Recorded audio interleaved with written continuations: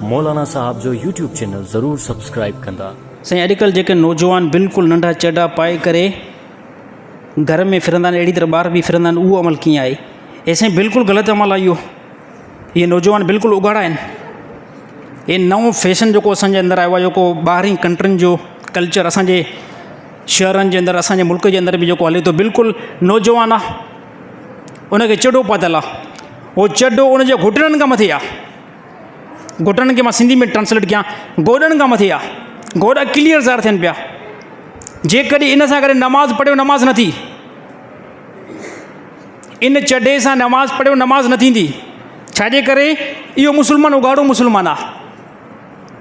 मर्द जी ओगड़ किथां आहे? दुनो खां शुरू थींदी आहे मर्द जी ओगड़, अहिड़ी तरह गोॾनि ताईं। हे मर्द जी ओगड़ आहे। अगरि कंहिं मर्द खे कपिड़ो बिल्कुलु बि न आहे, बिल्कुलु उनखे कपिड़ो न आहे, एतिरो कपिड़ो आहे जो बसि उहो गोड़ थो पाए, त शरीर ॿुधायो हाणे इन जी ओगड़ ख़तमु आहे।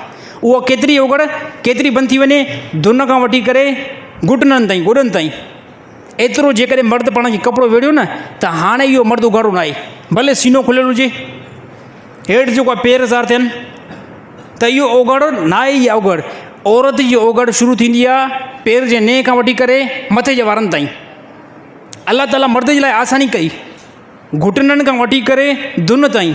हे मर्द जी ओगड़, सिर्फ़ु इहो ओगड़ आहे। इन खां हेठि जेकॾहिं जिस्म खुलियल आहे, मथे जेकॾहिं बॉडी खुलियल आहे, त हे ओगड़ बिल्कुलु न आहे। हे चॾा जेकॾहिं अॼुकल्ह असांजा नौजवान पाइनि था, हे बिल्कुलु उघाड़ा आहिनि। घर जे अंदरि जेकॾहिं भाॼाई आहे, घर जे अंदरि जेकॾहिं भेण आहे, घर जे अंदरि जेकॾहिं माउ आहे, त तव्हां भाॼाई, माउ ऐं भेण जा ॾो उघाड़ा वेठा आहियो।